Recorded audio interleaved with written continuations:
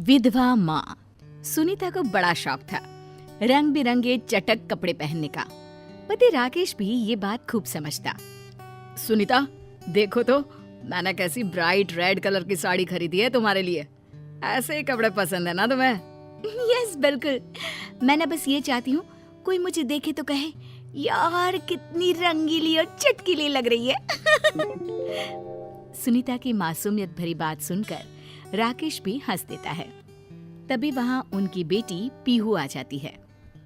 माँ मुझे भी दिला दो ना इस रंग की फ्रॉक। जरूर बेटा, लेकिन पहले मम्मी की तो अलमारी भर जाए, तब जाकर मेरे और आपके कपड़े आ पाएंगे।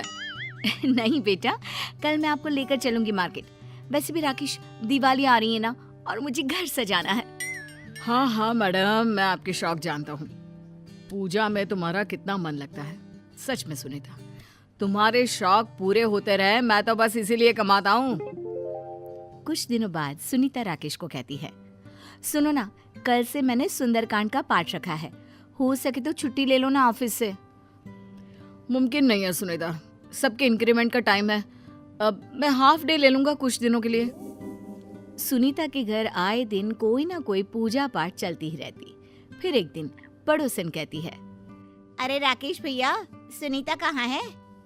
मेरी बेटी का संगीत है, उसे बुलाया था, अभी तक नहीं आई। उसके बिना तो मोहल्ले का हर फंक्शन अधूरा है।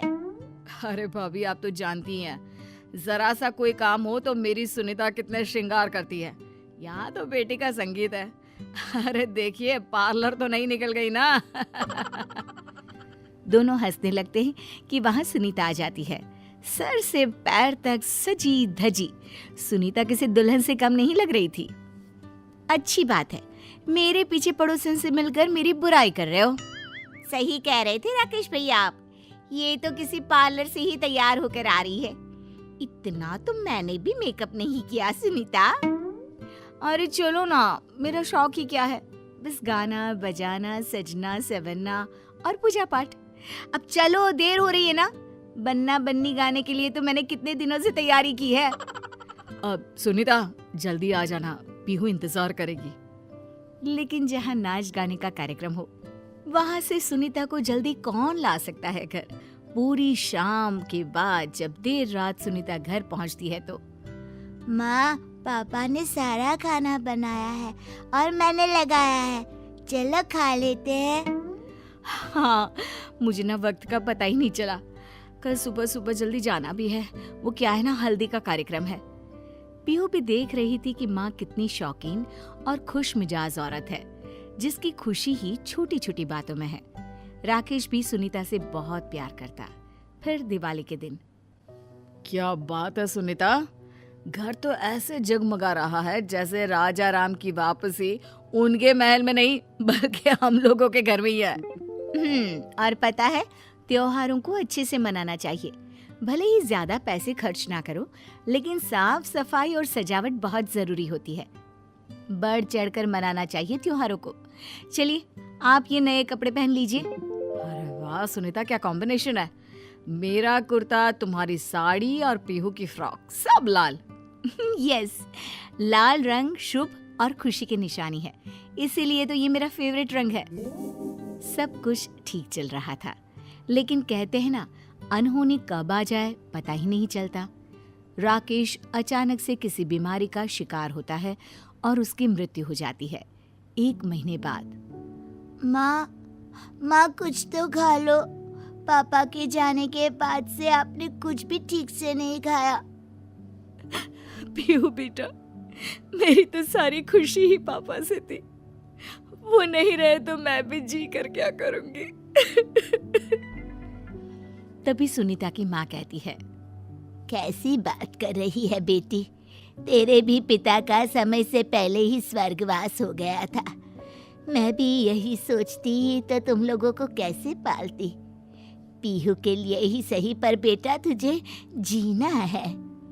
सुनीता को माँ की बात ठीक लगती है। धीरे धीरे वो खुद को संभालती है।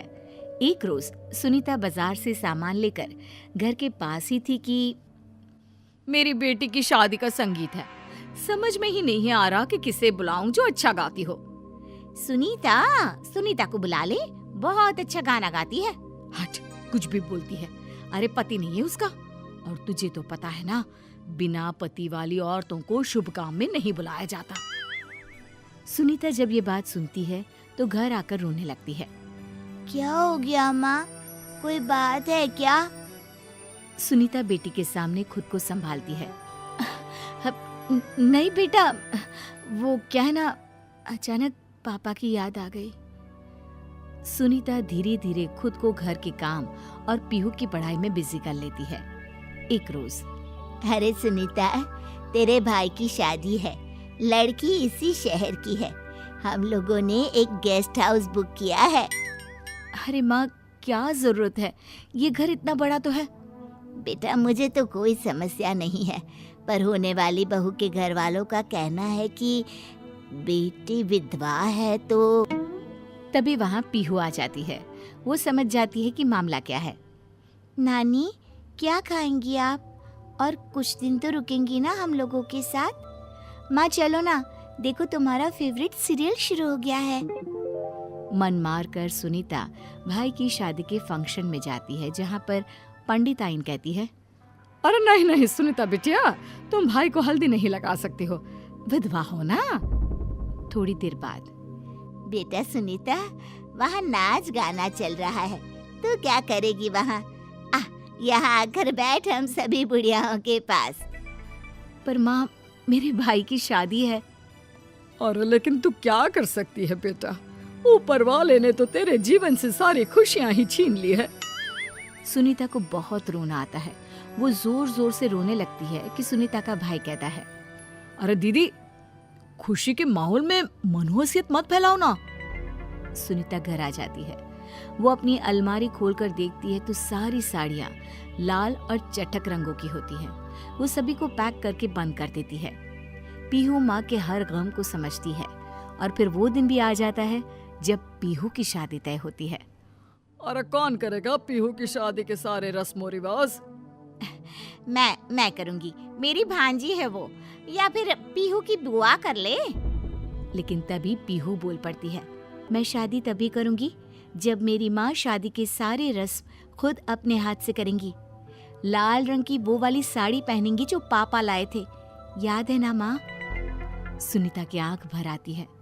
तभी पीहू माँ को ढोलक ला कर देती है।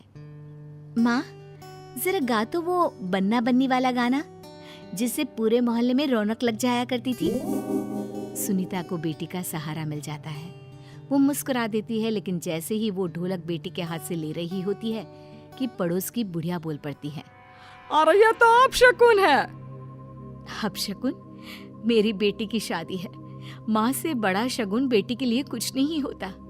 और हाँ, ये नहीं है तो क्या हुआ, इनका प्यार और नाम आज भी मेरे साथ है। समाज को बदलना ही होगा।